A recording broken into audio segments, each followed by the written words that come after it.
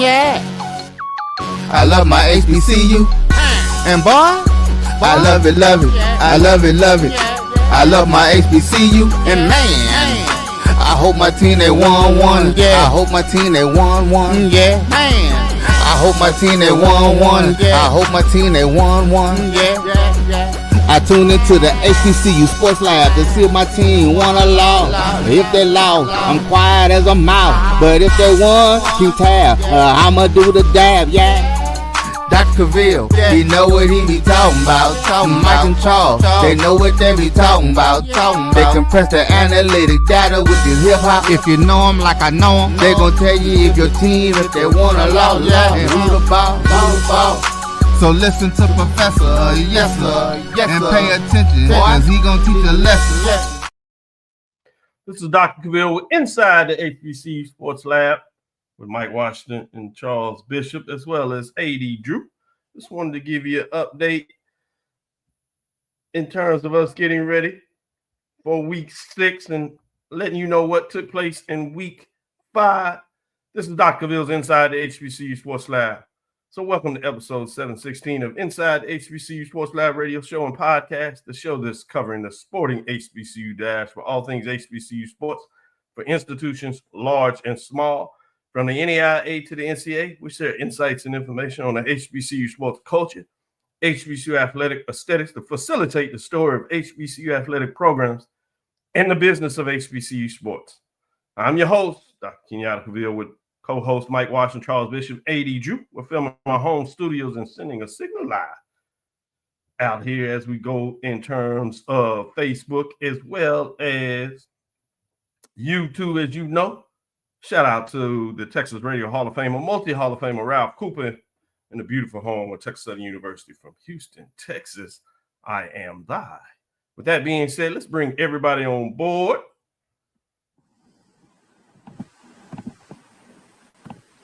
As we do that, as you see, I moved the helmet, and so it's appropriate that I'm able to bring up the cigar. Congratulations, cigar, as we do on our show, getting ready here. Let me place this back up here after I get that so I can get my aesthetics, if you would. And as we do that, shout out to also Jackson State is in order for the major division in terms of how they certainly have pushed Southern on the ledge. We'll see if Charles in segment 2 is ready to put them squarely there. He tried to hold off, I guess, as long as he could, but we told him, or at least Mike did, that may not be the case, that they could start preparing their luggage in terms of that trip.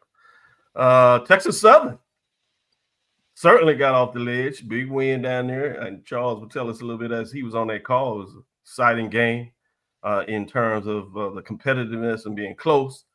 And then obviously, shout out to North Carolina Central, Joshua Sims, Edward Waters found a way to get over that hump after playing up a major team. You know, you always had that trap game.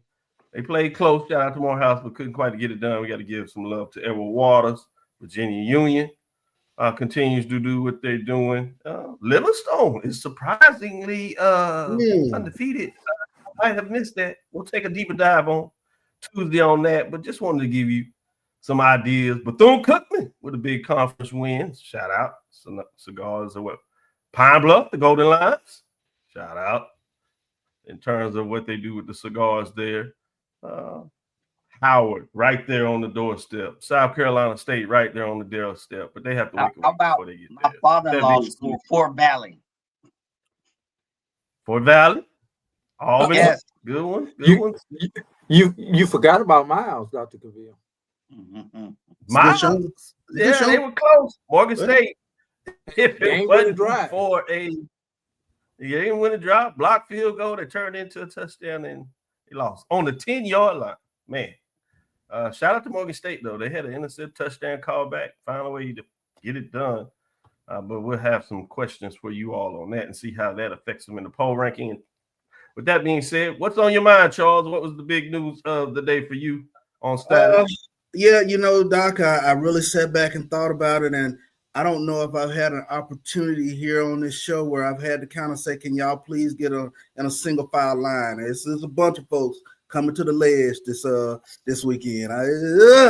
After kind of taking the temperature a little bit of fan bases yesterday, yeah, we got some folks like in a layup line trying to get to the ledge. So. He said single line. Mike, what were some of the big games to you? Any Big Ben helmet stickers that you prepared to give out? And I'll come back to you, Charles, see if you want to give out a helmet sticker. Absolutely.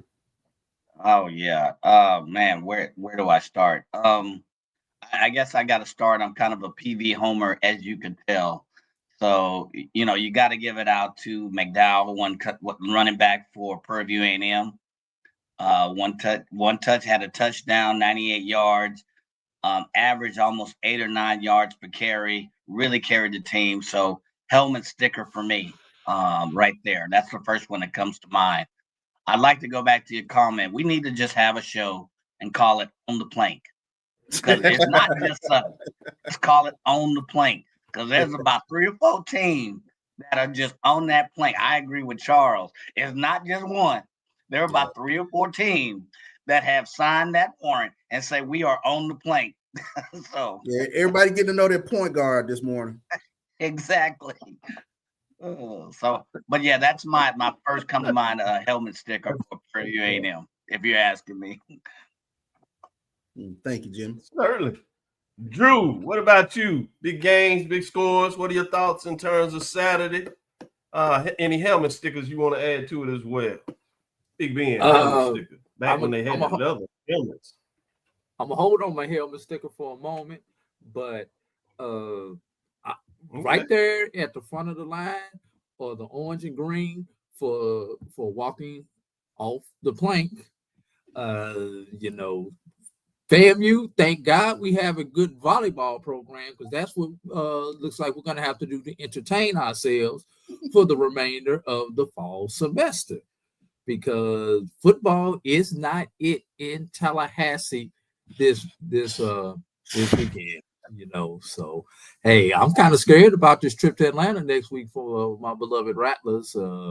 Even though Valley has not gotten a win yet, and I know I'm jumping ahead, but let me tell you something. That's gonna lead me to my helmet sticker.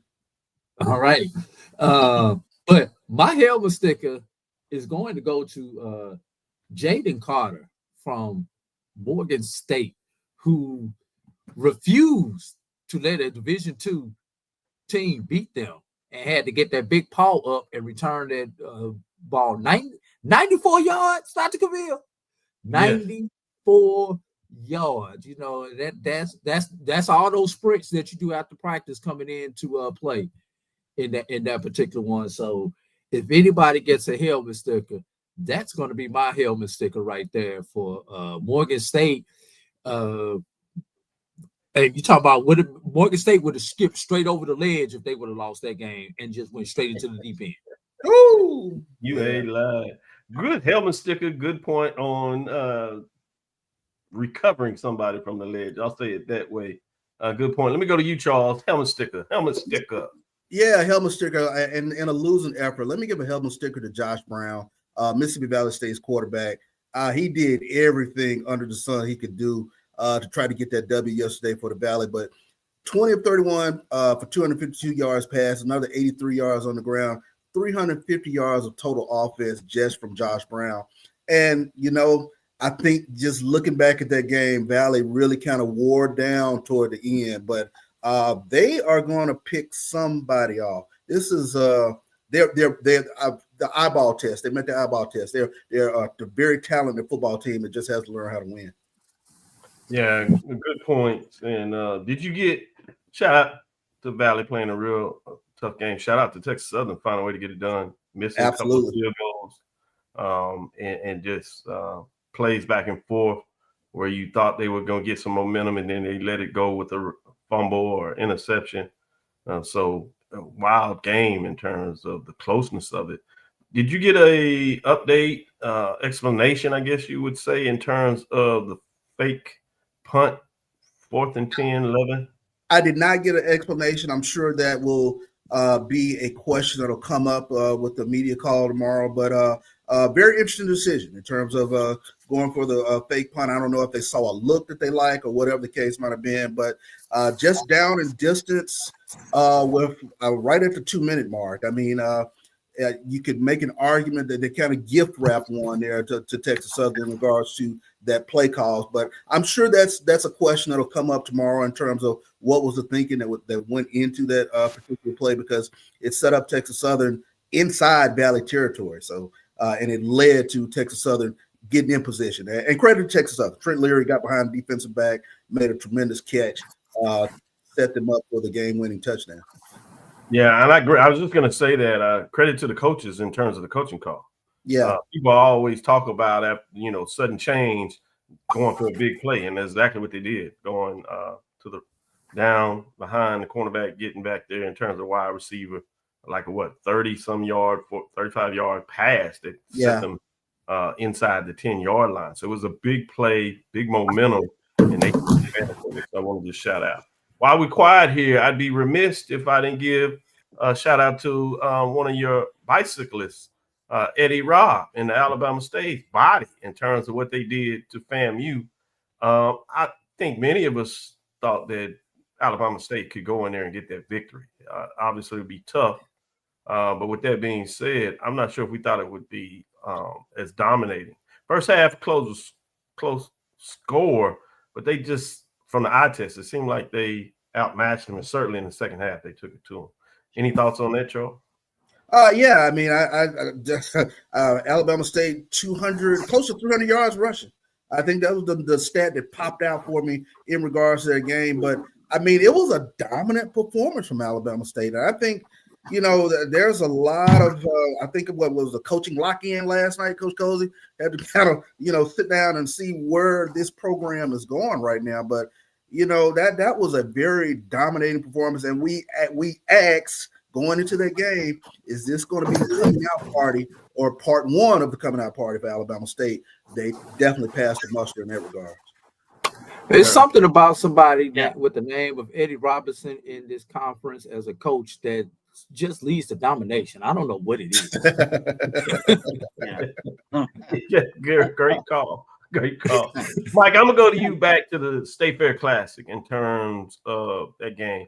While there were points that was close, if you would, or a play or two, but it seemed like Prairie View pretty much dominated that game, particularly with their ability to run. And this is like the third game where they were able to get a significant drive while they were ahead or needing a comeback, where they could lean on players, particularly the ability to run the ball to get 2 first downs. In this case, to close out this victory when they're up, refusing to give the ball back to Grambling to even give them a shot to tie the game. So I thought that was fascinating. Ultimately scored and then stopped Grambling again and just took a knee. What are your thoughts in terms of how Prairie View's playing right now? Yeah, I the way I see it is, you thought there were glimmers of or sparklings of maybe hope, but I think there's a consistency that you're seeing in the SWAC, and that's we're going to come and we're going to run the ball and we're going to play defense. You heard CB just talk about Alabama State. They had 300 yards on the ground running. Prairie View came in and they had 220 yards running the ball, and their defense did the job for them. Grambling's first 5 or 6 possessions were almost 3 and out. If maybe 3, maybe 3-4 plays, punt, 3 plays, punt, 2 or 3 plays, punt. And when they did have the opportunity, they either field goal their way out, or they just turn the ball over. So that combination of defense and running. Listen, Prairie View had 5.5 yards on the rushing attempt. 6.5 yards per rushing attempt. They held Grambling to about 3 yards rushing attempt. They came to run the ball and to basically hit Grambling in the mouth. And there was never a point in that game where you felt that really Prairie View did not really have control. Even when Grambling, had, the scoring threats, you really just didn't get the feeling that eye test. I know you don't like it, but I'm going to use it. That eye test tells you that Prairie View came in as the more prepared, the better team. Just like Alabama State, they dominated. Prairie View didn't dominate quite as much of fashion, but they came like Alabama State to run the ball and to play defense. You know, Jimmy Wilson asked a good question. Is the SWAC a running football conference now? Yes, that's the theme I'm seeing. That so. if you can run the ball, I'm thinking there are three or four teams that run the ball well, and by the way, they're the teams that are in the top 7. There's a couple of defenses out there that are starting to make some noise. Howard University and their loss, still the defense made a statement in terms. I mean, this is what they've been doing all season. If you quietly looked at it, maybe struggling offensively, but even the scores, one came basically from an offensive play where there was an interception deep and the guy ran it back 50 plays, and the next play they end up putting themselves deep into inside the 5-yard line and score a touchdown. And then the last touchdown that gave Howard essentially had the loss in terms of Richmond. It was a 4th, 3rd and something long, and they do like a little shovel pass that ends up getting tipped and then intercepted. That sets them up for the second touchdown. So it really wasn't on the defense for that. Then you talk about Prairie View's defense. It's looking really soft. Jackson State defense. You're starting to see some defenses that are making statements. Alabama State on the defensive side of the ball. So I'm fascinated like that. I want to take this first break. We'll come back on the other side. 7. And then I'll let you get in those comments because we still need to be able to talk about those 7. So I want, even if you had a mid-major division, you could get out there. We'll get it in the next segment. Let's take this first break and come back on the other side. You're looking for the latest information on Southern University sports, the Southwestern Athletic Conference, and HBCU athletics. There's only one place to go. Tune in to the Carlos Brown Show, exclusively on the Black College Sports Network. Planning an event? From weddings to corporate functions, CMJ Events LLC brings over 15 years of experience to make your vision a reality. Based in Metro Atlanta and serving statewide, even internationally, we provide versatile event planning and authentic catering cuisines tailored to your needs. Whether it's pre-game meals for student athletes, fundraisers, weddings, corporate functions, CMJ Events LLC is your one-stop solution for exceptional service and unforgettable food. Our diverse culinary heritage means we cater to all cultural taste, dietary needs, and food restrictions, making every meal uniquely yours. Let's make your next event unforgettable. Visit us on all social media at CMJ Events LLC or email us at cmjeventsllc@gmail.com. Also give us a call at 404-664-3882 so that we can start planning now. College football fans, a champion will rise in Atlanta on December 13th. MEAC champion, SWAC champion, the 10th Cricket Celebration Bowl, crowning an HBCU national champion. For event and ticket information, visit thecelebrationbowl.com. Since 2002, Empowerment Resources, Inc., a nonprofit organization, has empowered more than 1,500 youth and adults in Duval and surrounding counties. Through its programs, Journey into Womanhood, Girls Mentoring, Life Skills for Teens, and parenting education coaching. To get involved with programs, volunteer, or donate, visit www.empowermentresourcesinc.org. Follow us on social media, facebook.com/empowerment.resources and instagram.com/empowermentJAX. For over 30 years, HBCU Image has been more than just an apparel store. We've been a movement, a statement, a legacy. We celebrate the pride, the purpose, and the culture that make historically black colleges and universities legendary. HBCU Image, a Kenny T's company. ESPN Events presents Red Lobster Band of the Year. Returning to Atlanta on December 12th, 4 bands will qualify for the big stage, where 2 national champions will be crowned. Follow us for rankings updates throughout the season, and join us on December 12th. For event and ticket information, visit bandoftheyear.com. Compress the analytic data with your hip hop. If you know them like I know them, they gon' tell you if your team, if they want to lose, and who the ball.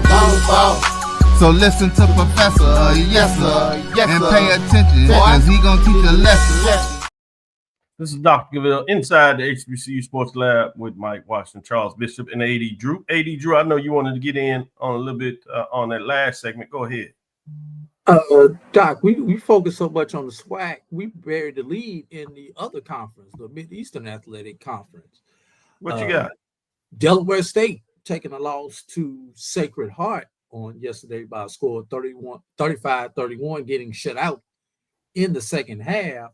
But probably even more important than that was South Carolina State losing to a winless Charleston Southern. Didn't see that coming. Yesterday. You know, we was really a buried the surprise. lead with those. Yeah, I agree. I was going to get in those with the scores. So I was going to make sure we get in there because they happen to be ranked in the top 7. So I'm with you along with the Howard. I guess I touched on a little bit, and that's to your point why those become a little more interesting in the MEAC. But yes, I got a chance to watch those games. So I want to hear what you all have to say on that. But yeah, that Charleston was weird. One of their scores was on a tip pass, quick touchdown, ran back on an interception after it was tipped. For 40 yards. So there's a couple of plays where they shot themselves in the foot, giving up touchdowns. Normally you don't see from South Carolina State. They put Charleston Southern in the ability to get those wins. That's the kind of things we talk about. But let's go with the scores. Number 1, Jackson State continues to do what they do. Before we do that, as we release the top 7 for week 5 in the next segment, this is last week's ranking, so let's see how these top 7 teams, as I was saying, Jackson State dominates Southern. Speaking of not being able to score in the second half, that's what happened to Southern. Jackson State shut them out. It was a relatively close entertainment game. In fact, Southern threatened to have the lead and maybe to add to it until a running into the kicker call gave Jackson State a first down. This preceded them on that drive where they looked like they had probably a receiver behind the defensive back that kind of slid by there, and it was slightly overthrown. But Jackson State got another chance as a quarterback there, and he went back and he laid this one on the money where Jackson State scores right before the half and takes 16-13 lead, and they never look back in the second half as they shut out Southern that falls to 1-4, 0-1. 38-13 was the score. Let's get into number 2 in terms of that score. AD just alluded to this one. South Carolina State at home, number 2, falls to 2-3. Wow. To a winless, or what was a winless Charleston Southern in their backyard, 1-4. They lose 31-24.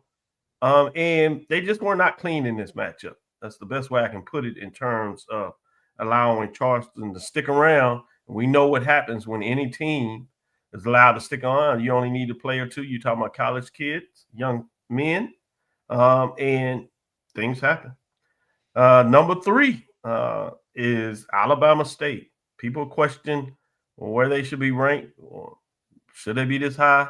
I think they certainly caught a lot of people's eyes, those that weren't already buzzing about them. They go to Tallahassee where, let's be frank, it's not an easy place to win, no matter how people are thinking about the Rattlers right now. Top 10 matchup, they make a statement. They go in and win in Bragg. They're now 3-1, 1-0. As FAMU falls to 1-3, 0-1. They've been 0-1 in the conference before and been able to dig out of that slide. Usually it was to Jackson State when they open things up. So, but it's something to keep your eye on. 42-14 was the score in terms of that matchup. Getting us to number 4, North Carolina Central Eagles. This is one that a lot of people were interested in, as you have East Texas A&M. The Lions, who were winless, fall to 0-5. They played Prairie View the week before. Prairie View had to come back and get that win. North Carolina Central was winning this game handily, 47-28. But they allowed the Lions to score 21 points in the fourth quarter. They did put up a field goal to make sure they had the spread there, but they win 50-42. So it's fascinating when you talk about that matchup. As you look at number 5, probably the surprise of the day for a lot of folks, not necessarily that Bethune-Cookman won the game. People probably could see that, but the score, 41-34, and it was a track meet by both teams. It went back and forth. Bethune-Cookman in some points looked like they took control. A&M had some costly turnovers. They fought back, give them credit, but could not get key stops.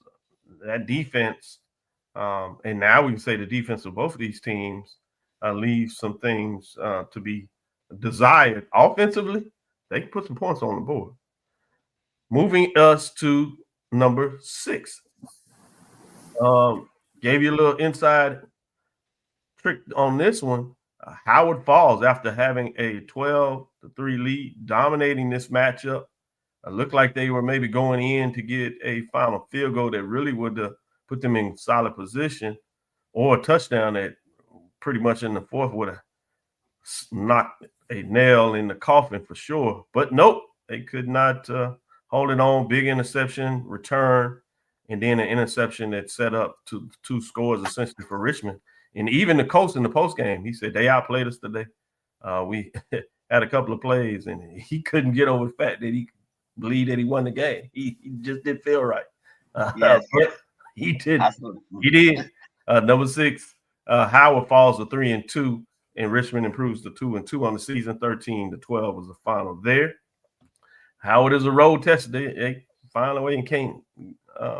Maybe they do it a little better if they got home. This was an interesting one, as Delaware State were doing what they do, playing some good football, particularly in the first half, looking solid. Took big leads, but they let the Pioneers come back on them, get the win. They improved to 3-1, 35-31 was scored, as Delaware State falls to 3-2 on the season.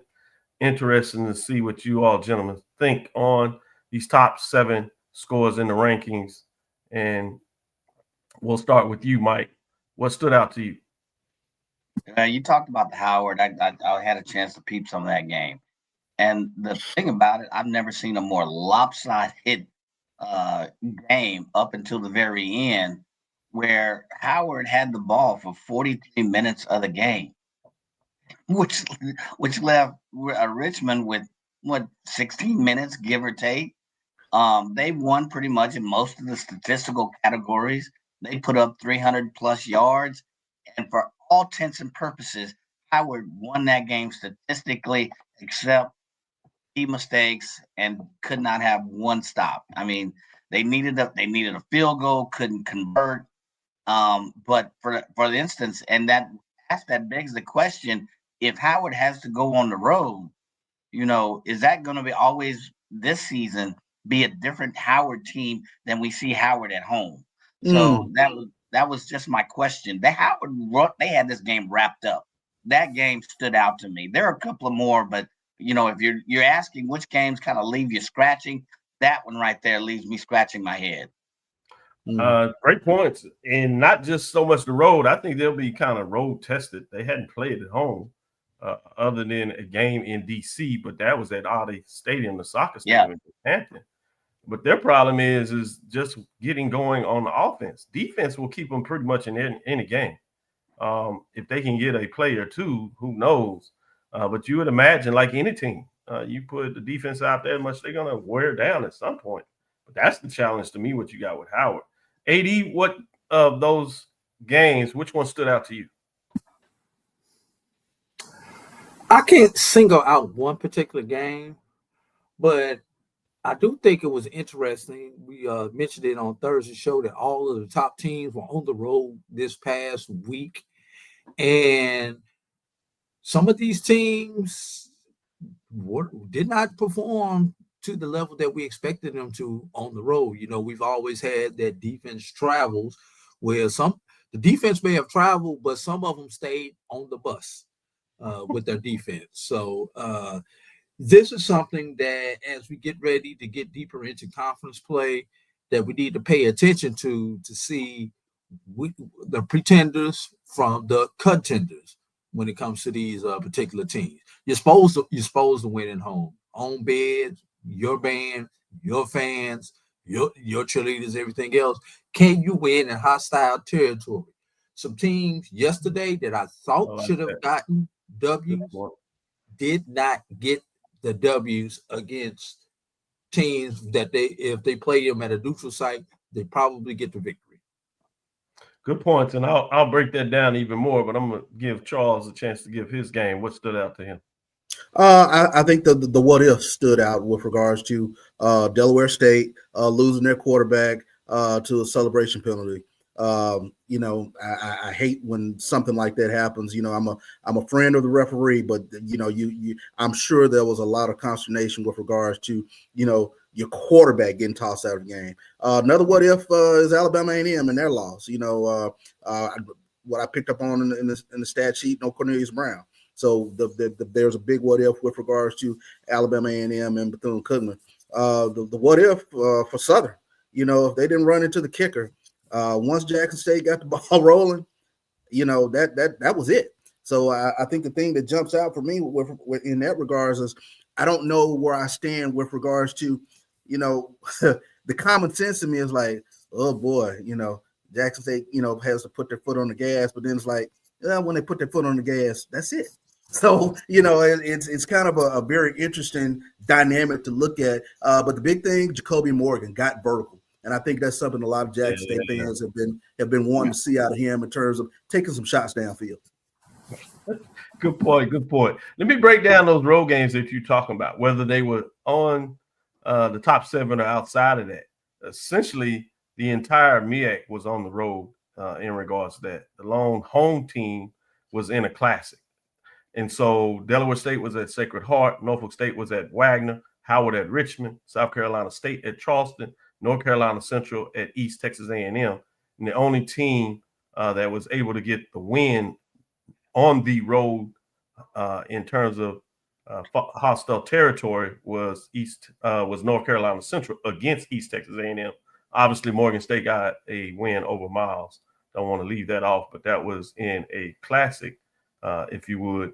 And then in terms of the SWAC, you had Alabama A&M at Bethune-Cookman, Alabama State at FAMU, Texas Southern at Valley, Alcorn State at Arkansas Pine Bluff. That was in a classic. And you had Grambling Prairie View. That was in a classic. Jackson State on Southern. So you had a little more success in the SWAC in terms of the road team. But those that were in the top rankings, Alabama A&M lost in terms of what they were able to do. So, but State got the win. Jackson State got the win. Texas Southern went on the road, got the win. So fascinating when you think about that. Pine Bluff did get a big win in terms of Alcorn. Asking Charles about the ledge. I imagine you don't have to say much there, but I will ask Grambling losing to Prairie View. Where are you with those particular teams in terms of where they should be on the ledge, along with FAMU? Well, probably FAMU leads the list. And unfortunately, I got to do it to my guy, but Joe Bullock got to come on with him on the ledge on this one. But I didn't understand the whole band thing yesterday. But yeah, probably I've never seen a day where probably FAMU, Southern, Grambling, Alcorn, they're all high-fiving trying to get to the ledge here. Yep. Significant brands, too. Significant brands. We'll leave that out. North Carolina A&T, after getting thumped, it looked like they were on their way to get thumped. They fought back a little bit.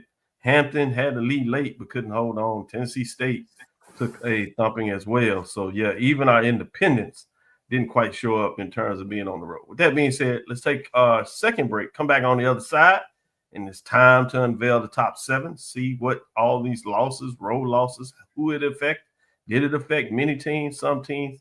We'll see what the poll ranking folks thought. And we'll see what these gentlemen think when the final tabulation comes out after this next break.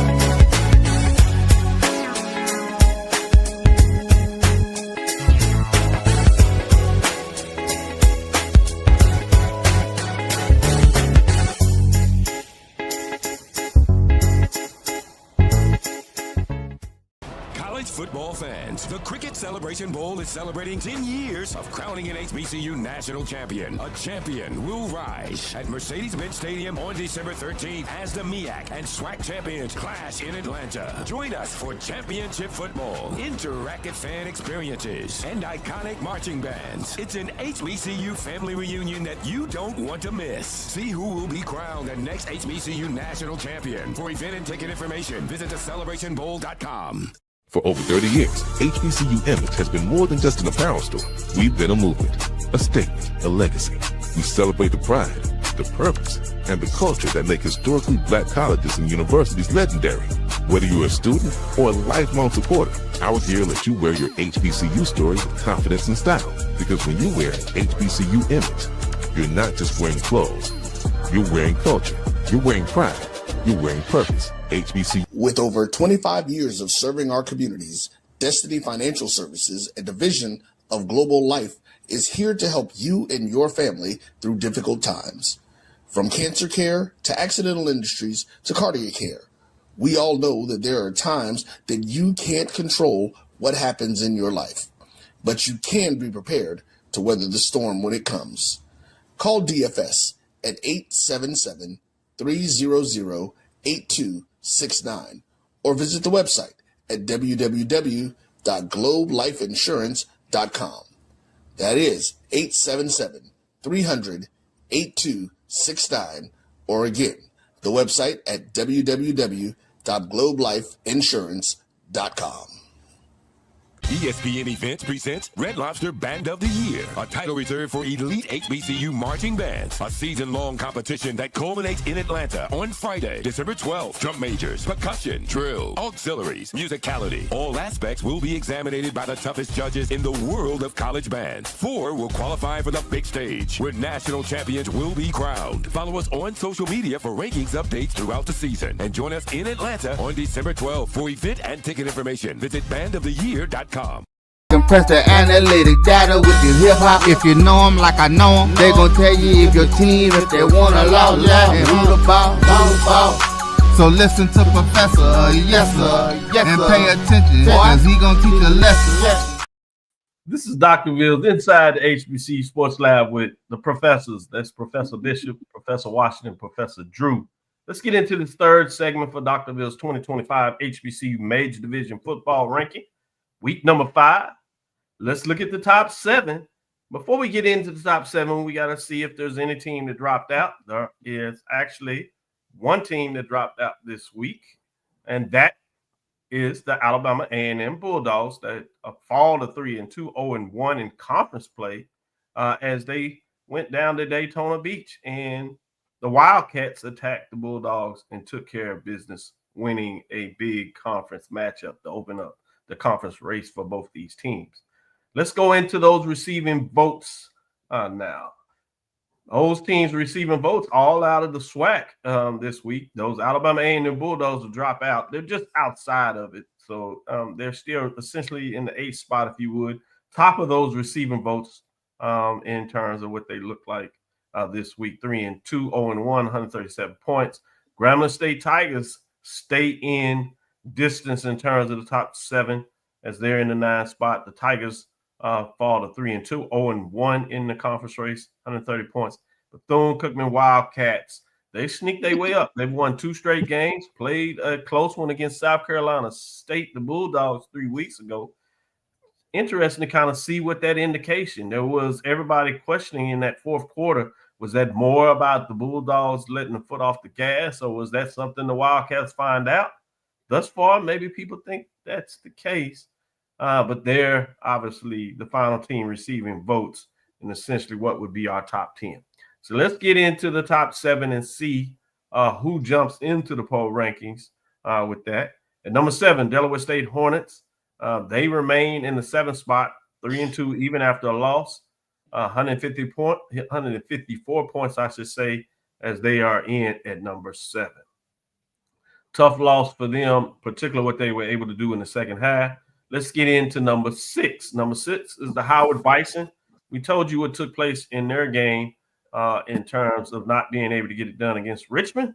Howard falls to 3-2, but they stay in their 6 spots, 159 points, as they still have a winning record this season. On to the 5th spot as we continue to climb up the rankings.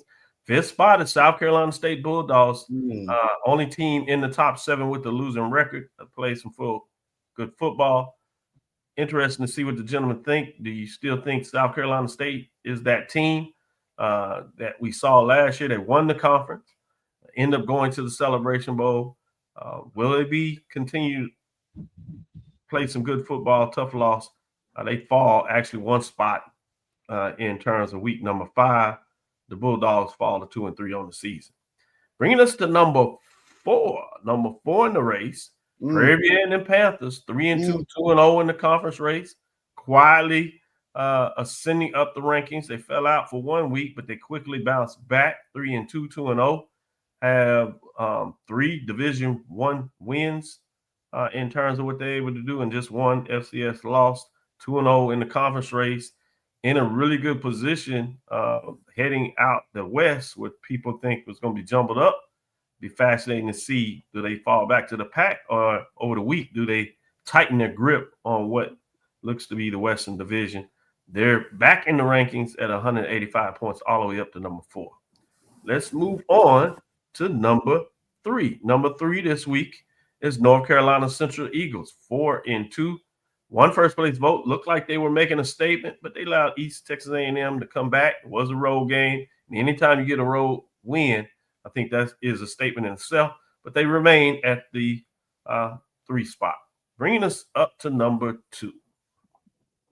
Number 2, Alabama State Hornets solidified a spot at number 2 as they get a couple of the first place rankings, so they get closer to Jackson State, who ultimately will be number 1. Shouldn't surprise anybody. In fact, this is the 11th week in a row when you talk about who's number 1. At 5 first place votes, the Hornets continue to roll. They make a major statement going on the road. They get over the hump, literally in terms of the Rattlers in Tallahassee, in Bragg Stadium. 208 points, remain at number 2. But the big story here is they pick up some first place votes. Meaning number 1, remaining number 1 is Jackson State Tigers. They go on the road. Big road victory, while Southern may not be playing as well as some people would look in terms of this matchup. It's still a rivalry matchup. And you go on the road, as you could tell, first half, Southern played really a strong game, had a chance, as I said, to go in halftime with the lead. But Jackson State makes a statement. They talk about the last 2 minutes, 3 minutes of a half. Jackson State did that, and then in the second half made a major statement. They have 6 first place votes, 220 points. They remain number 1, clearly in that 1 spot for most folks. 11 straight weeks at number 1, going back to week 10 of 2024. Jackson State is solid in terms of what they are doing in the ranking this year. So, top 7, as you would have it. Number 7 is the Delaware State Hornets, 3-2 out of the MEAC. Number 6 is Howard Bison, also out of the MEAC at 3-2.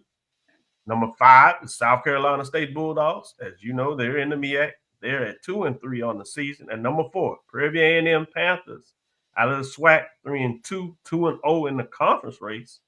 North Carolina Central Eagles, the Prairie View's out of the SWAC, obviously. North Carolina Central Eagles, 4-2 on the season. They are out of the MEAC. Top 2 programs out of the SWAC. That's Alabama State Hornets, 3-1, 1-0 in the conference race. Jackson State Tigers, 3-1, 1-0. Both of those teams are in the Eastern Division.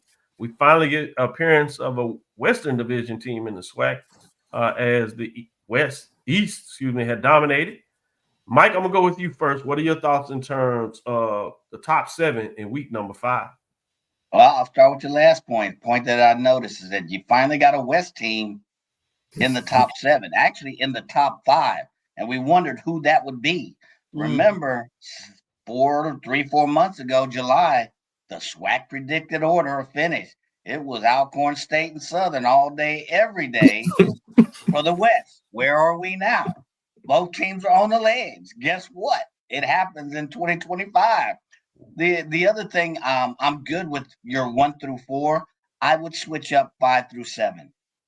I would have maybe Howard or Delaware State at number 5. To me, South Carolina is, at least in the last couple of weeks, showing to be raised question marks. Are they that 2024 team? The way they lost to a team with very few wins, I think they still should be number in 7. But if you look at it in the MEAC, they're number 3 or 4 in the MEAC. So I think you keep them in the 7, but move them down. I think Howard's got a strong defense. You could make a stronger argument for them being 5 and Delaware State being 6, or vice versa. for that very reason. But I would switch up the orders. I haven't reached that warm and fuzzy with South Carolina State. We haven't seen that dominant performance from them just yet. So good stuff, Mike. Good stuff. Let me go to you, Charles. What are your thoughts in terms of week number 5's top 7 in the major division football poll ranking? You know, Mike, I think you make an interesting point because I think South Carolina State defensively, ever since that 28-point fourth quarter that Bethune-Cookman threw up on them, they've been kind of, they've kind of been Jekyll and Hyde to me. And that yesterday was a complete head scratcher in terms of losing to a winless team in Charleston Southern. So I could easily see swapping out, Howard and South Carolina State in that regards from week to week. I think the scary thing about Prairie View is week after week after week, you keep seeing the buy-in even more. I mean, and like I said, the physicality part, they meet the eyeball on Whipper in that regards. They can run the football and they play really good, solid defense. One of the things I was really paying attention to is the way they rally to the football. And they come there with bad intentions. Sounds a whole lot like Jackson State from last year. And in that regards, I mean, Alabama State, dominant performance. I think they are where they should be in terms of taking a look at them at 2-3 between North Carolina Central. And a big statement by Jackson State defensively, the shutout. Anytime you pitch a shutout in the second half of a rivalry game, says a lot about this football team. Like I said, when they get ready to put their foot on the gas, they show you still that they are still separate from everybody else. Did you use that term eyeball? Did you use the eyeball? It jumped out. Yeah. You gonna put the both of us now? I got to give you some data with it. 80 Drew, get it straight why these guys have the tit for tat. Well, if Mike is mad at Chuck, I'm supposed to use that term again, Mike. The eyeball test. And looking at this top 7, Dr. Cavil, there are really only 2 teams that passed the eyeball test right now. And that being Jackson State and Alabama State passed the eyeball test, while the next 2 teams, North Carolina Central and Prairie View A&M, at least garner a look. I won't say a serious look yet, but they garner a look. And the reason they don't pass the eyeball test yet is because of their inconsistency thus far at this date on the schedule.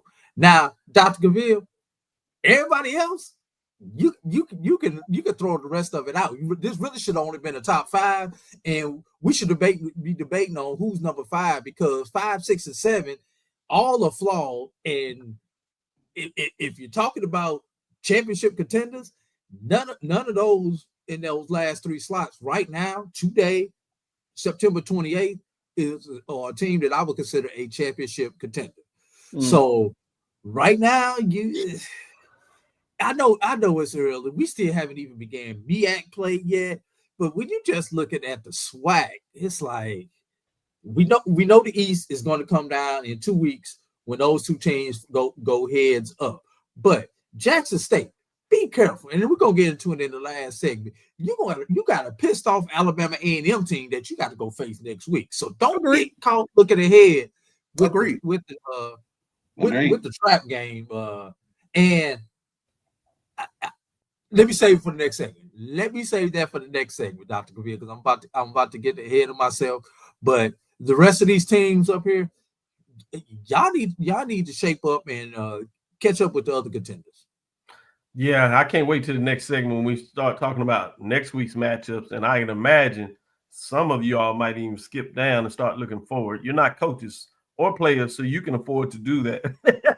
Wow, the proverbials say coaches next game on the schedule. But AD Drew and all you all in terms of the professors talking about this, I like the way you break it down. A couple of years ago, we had the road to Atlanta, and we had the truck that was in there. And we talked about those in the front seat. We basically did the front seat based on MEAC and SWAC.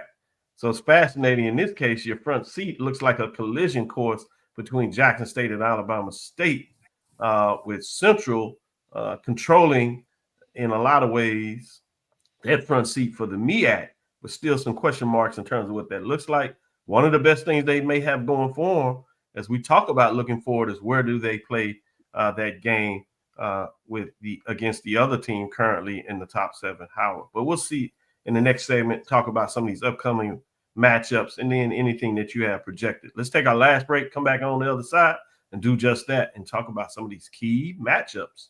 And bring Dr. Cavil's bus back. Bring the bus back. I'm ready for it. Bring it back. It was a moving van. It was a bus, man.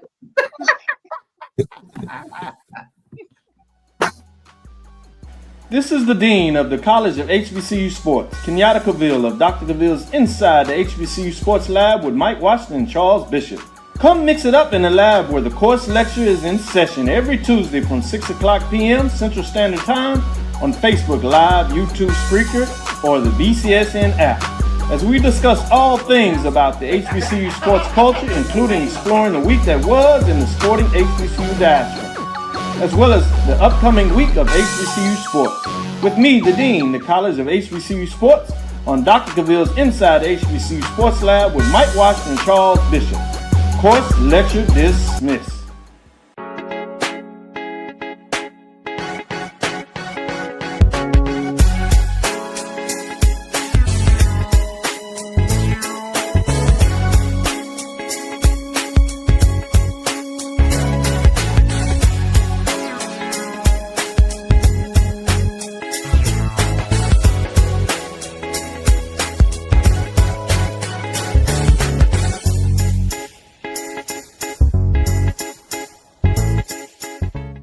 It's never too early to plant the seed, to share the tradition, and instill a sense of pride in your HBCU with your little ones. HBCU Pride and Joy Children's Boutique helps you share your school spirit with a wide selection of adorable kids apparel and accessories officially licensed from your favorite HBCU. Visit hbcupridejoy.com and follow us on all social media at HBCU Pride Joy on Facebook and Twitter. For over 30 years, HBCU Image has been more than just an apparel store. We've been a movement, a statement, a legacy. We celebrate the pride, the purpose, and the culture that make historically black colleges and universities legendary. Whether you're a student or a lifelong supporter, our gear lets you wear your HBCU story with confidence and style. Because when you wear HBCU Image, you're not just wearing clothes. You're wearing culture. You're wearing pride. You're wearing purpose. HBCU. Football fans, the Cricket Celebration Bowl is celebrating 10 years of crowning an HBCU national champion. A champion will rise at Mercedes-Benz Stadium on December 13th as the MEAC and SWAC champions clash in Atlanta. Join us for championship football, interactive fan experiences, and iconic marching bands. It's an HBCU family reunion that you don't want to miss. See who will be crowned the next HBCU national champion. For event and ticket information, visit thecelebrationbowl.com. Compress the analytic data with your hip hop. If you know them like I know them, they gon' tell you if your team, if they wanna lose, and who the ball. So listen to Professor, yes sir, and pay attention, cause he gon' teach a lesson. This is Dr. Cavil inside the HBCU Sports Lab with Mike Washington, Charles Bishop, and A.D. Drew. Let's get into this last segment. It's already time to look forward. A lot of people have discussed from last night to this morning what took place this past weekend. And obviously you can catch AD Drew, and that's Brian and AD on Sports Wrap. They'll give you more wrap down on what took place this past weekend, as well as leading you into the rest of your week in terms of what that looks like. And HBCU Nightly with Joshua Sims and BJ Jones. Let's get into the key major division matchups in week number 6. Let's look at those top 7. We'll float into some of the other matchups as well. When you talk about the top matchup, you still have a top 10 matchup, essentially. Jackson State goes to Mobile in a classic game. Alabama A&M is the official home team. But this is number 1 versus number 8. Alabama A&M is coming off a tough road loss. And they will host Jackson State that is feeling really good, playing some good football. Charles, what are your thoughts in terms of this matchup? I think the big thing for Jackson State, and to me, Rome has to burn from within. And when I say that, one of the bugaboos for Jackson State is penalties, and they had another double-digit plus 100-yard penalty game yesterday. So it's getting to the point with Jackson State where, they beating themselves is their sort of, barometer thing that you kind of take a look at. So that's something that you kind of have to be careful with, especially playing a neutral site game. Although I think, the Blue Bengal Nation will be down there in Moss, down there in Mobile, but that's something to kind of keep an eye on with regards to Jackson State. Good football despite the penalties. 80 Drew, Charles is telling you that Jackson State should get it done, but penalties may be what allows A&M Bulldogs to win this game. What are your thoughts? What would it take for the Bulldogs to get this done? They need to take their chip on the shoulder down 65 South into Mobile that they should have on their shoulder from losing their game to Bethune-Cookman on yesterday. Now, here's another advantage Jackson State has is that Mobile, Alabama is geographically closer to Jackson, Mississippi than Huntsville, Alabama is to Mobile, Alabama. But that's only good for the students, Dr. Cavil, that plan on coming, because we know that the alumni most of the time don't live in Huntsville and or Jackson. So with that being said, it's always interesting when these teams play in Mobile, especially the Alabama teams, because in case you haven't checked it, Mobile is not an easy place to get to, especially via the bird.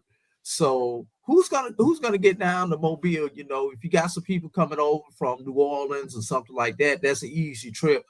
But people from Atlanta are right there on that border. Do I drive? Do I fly to Mobile? But if you fly, you need to have a deep wallet or Mike's Amex card so that you can fly down there, because it is not a cheap flight into Mobile. So this is going to be an interesting matchup. If there is a trap game for Jackson State, this is the trap game for them. Talking about Alabama State homecoming in a couple of weeks. Good job. Mike, what are your thoughts in terms of this matchup? So just to piggyback off of what he was saying, I'm going to need Alabama A&M bring that 30 points a game that they've been averaging, but I'm going to also need them to back off that 31 points a game that they're allowing the other people.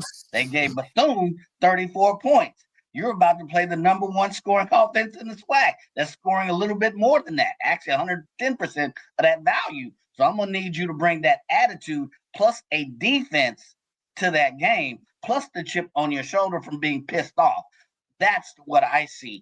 They're going to need to bring some swagger, some attitude, and some technical adjustments to that defense as well. Let's go to this number 2 matchup, get all your thoughts, and then I'll just go one by one on a couple of matchups. This is the top 10 matchup. Bethune-Cookman Wildcats go on the road, take the show on the road after a big conference victory. They're 2-3 on the season. They get a chance to make a major statement. Can they take down number 2? Alabama State Hornets that are looking really good right now. They're 3-1, 1-0. And intriguing matchup from that perspective. Mike, jump back in here and go ahead and tell me, can the Wildcats get it done? And if so, how? I don't think so. I think they can score. I think they can score with Alabama State, but and they're playing in the Hornets' nest, so to speak. They're going to have to bring not only some attitude, some gravitas, as you will. They're going to have to bring that same offense that they had against A&M. The problem is their defense. Just like you said against Alabama A&M, their defense is giving up almost way more points than they're scoring. So what kind of run stop defense, what kind of pass defense, because you're playing a team that's equally balanced. So can they bring that? I don't know. What kind of adjustments? Do they have the personnel is a question that I would ask. But I think it'll be a tall, big drink of water for them to come in and pull off the ups. Not saying it's not possible, but that's a big drink of water for them to come in and to upset Alabama State. I happen to agree with you, but we have to ask the questions. Charles, what do you think about this matchup? I think AD said that Alabama A&M Jackson State was a trap game. To me, this is the trap game for Alabama State, especially coming from an over-the-hump game where you got past that barrier that was FAMU. If there's any sort of game where you can sort of look past this one to get to Jackson State, this is the one. And this is a Bethune-Cookman team. Like I said, ever since that fourth quarter against South Carolina State, they've been putting some points up, and they've become scary. And they got some guys that can get behind defense when you take a look at Malik Huggins or Lorenzo Jenkins. So you kind of have to be careful about them. I don't think they're going to get the victory, but just because I think Alabama State, from a physicality standpoint, they can run the football. We saw that against FAMU, but it's going to be interesting because if Bethune-Cookman gets up and going early, it could get a little dicey for Alabama State. So we see two prospective trap games for 1 and 2 leading into a matchup that we all will be lathered up if both teams can find a way to get the win. With that being said, do you believe Alabama State will get it done in this matchup, AD? Yes, I do. And while this has all the makings of a classic trap game, what prevents this from being a trap game for Alabama State is the fact that it is homecoming in Montgomery, Alabama. So where you would say this would be a trap game, there's your motivation right there, fellas. It's homecoming. 20+ thousand will be in attendance for this particular ball game. And despite Bethune coming off 2 consecutive victories, one against a Division II opponent, one against a conference opponent. Both of those victories were at home, everybody. So can Bethune take the show on the road? They may take the show on the road, but I don't think they're going to pass the sound check when it comes time to perform in this particular game. I do want to run down the list of some of the other games. I'll just break them down. We'll hold them off to Thursday where we can take a deeper dive and really look at those matchups. But I want to say that these games are brought to you by Office Hours with Dr. Ville, brought to you by Chick-fil-A, Las Vegas, Nevada. When I'm and my family are visiting Las Vegas, Nevada, we love to dine at Chick-fil-A, located at 9830 West Flamingo Road. That's 9830 West Flamingo Road. The owner and operator is Ron Peterson, a graduate of Prairie View A&M University. He will be excited to have you as a guest. Let him know Dr. Cavil sent you by. So, other matchups that are coming your way. Number 3 does not play, but number 4 goes to Alcorn State. This game has been a close game, whether it's been on the road or away. Braves are having some trouble, but this is a game to get right on. Always tough when you go down to there in Mississippi. Can Panthers make another statement and really start to solidify themselves over the next couple of weeks? Let's go to number 5.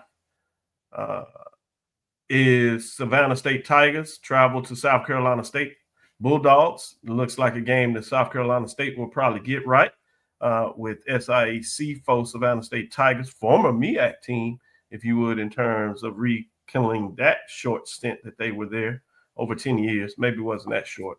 Go to next matchup in terms of there, because number 6, Howard does not play, but number 7 is back at it.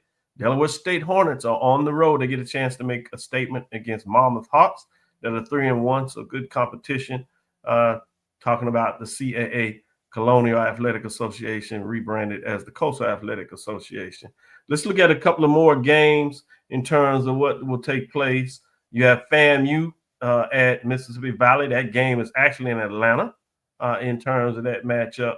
And in terms of what goes on there, you have Arkansas Pine Bluff, the Golden Lions at Texas Southern in terms of that matchup. So fascinating to see what will happen there. And the SWAC, as you saw being posted up there, is also in week number 6. You have Morgan State at Georgetown, and you have Norfolk State at Hampton. We'll have the second series of the HBCU lecture series at Norfolk State this coming up Friday, so I'm excited about that. I'll stick around, get a chance to get a little bit about this matchup between rivals, Norfolk State Spartans, traveling across the bridge, if you would, to play the Hampton Pirates. Both of them have one victory, so it'll be interesting to see what this looks like. But we'll get a chance to give you the updates for the mid-major division poll rankings on Tuesday. And then Thursday, we'll take a deeper dive in these matchups and see what these gentlemen have to say there. Fascinating to say, things are starting to shape out in just 1 week. We get a little clarity. Will we get more clarity, or will things get jumbled back up? And in a couple of weeks, we'll see that clarity start to take place, possibly in the MEAC. But I want to say thank you for listening to Inside the HBCU Sports Lab. Make sure you share your podcast with your friends and colleagues. I am Dr. Kenyatta Cavil, the Dean of HBCU Sports, and from Inside the Lab in the College of HBCU Sports with Mike Washington and Charles Bishop, as well as A.D. Drew. Again, we want to thank you for listening to Dr. Bill's Inside the HBCU Sports Lab with Mike Washington and Charles Bishop every Tuesday and Thursday at 6 o'clock Central Standard Time, 9 a.m. On Sunday, where we talk about what took place that previous week in terms of the football matchups. With that being said, look forward to next week as we discuss the latest in the lab. Follow me, Dr. Kenyatta Cavil. That's DrKenyattaCavil. That's Threads, Facebook, and Instagram. Inside the HBCU Sports Lab 1 on Facebook. Inside the HBCU Sports Lab on YouTube. Follow us on all the social media platforms. Dream big. Continue to move forward. We will talk with you soon. Charles? Of course. Mike? Lecture.